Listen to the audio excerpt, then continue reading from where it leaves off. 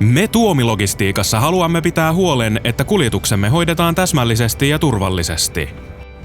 Asiakkaidemme tietosuoja on meille ensisijaisen tärkeää. Sen turvaamiseksi tarvitaan yhteistyötä.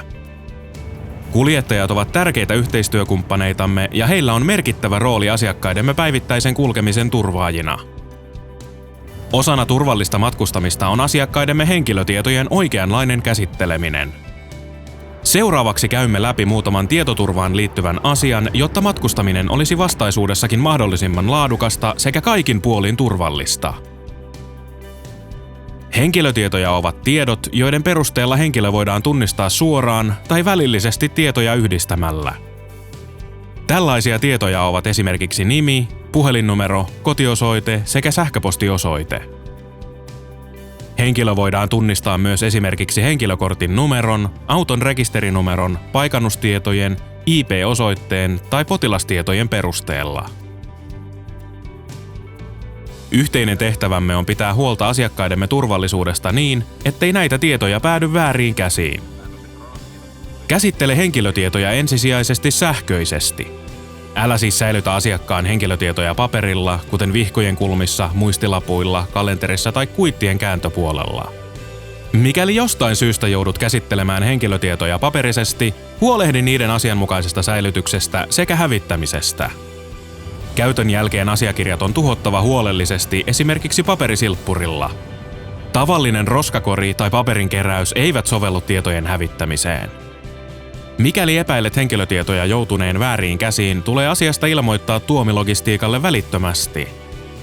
Kun kyydissäsi on asiakkaita tai puhut työpuhelimeen julkisella paikalla, on erityisen tärkeää kiinnittää huomiota puhelun sisältöön.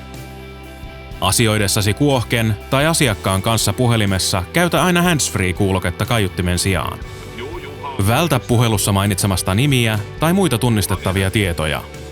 Näin suojelemme yhdessä asiakkaidemme tietosuojaa, eikä ylimääräisiä tietoja päädy ulkopuolisille.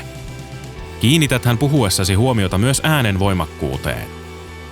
Asiakasta lähestyessämme emme mainitse tai huutele asiakasta nimellä. Etsiessäsi asiakasta julkisesta tilasta, kuten kauppakeskuksen tuulikaapista, älä kysele häntä suoraan nimellä. Pyri selvittämään asiakkaalta, millä nimellä kyyti on tilattu. Olemme Tuomessa sitoutuneet pitämään asiakkaidemme yksityisyydestä huolta. Ethän siis keskustele asiakkaista tai heidän asioistaan sivullisten kanssa. Asiakkaiden kuvaaminen, videointi tai puheen tallentaminen ei myöskään ole sallittua. Koska ajoneuvosovelluksessa käsitellään asiakkaan henkilötietoja, on tärkeää, että ajoneuvolaite sijoitetaan niin, etteivät ulkopuoliset näe laitteen näytöllä olevia tietoja. Älä luovuta ajoneuvosovelluksen kirjautumistunnuksia tai henkilökohtaisia käyttäjätunnuksia kenellekään. Huolehdi kirjautumistunnusten asianmukaisesta säilyttämisestä niin, etteivät ne joudu ulkopuolisten käsiin. Lukitse ajoneuvolaite, kun poistut sen välittömästä läheisyydestä, ja muista kirjautua ulos sovelluksesta työvuoron päätteeksi. Asiakkaidemme turvallinen kulkeminen on yhteistyön tulosta. Mikäli sinulla on kysyttävää tietosuojasta, Tuomi-logistiikan asiantuntijat vastaavat mielellään.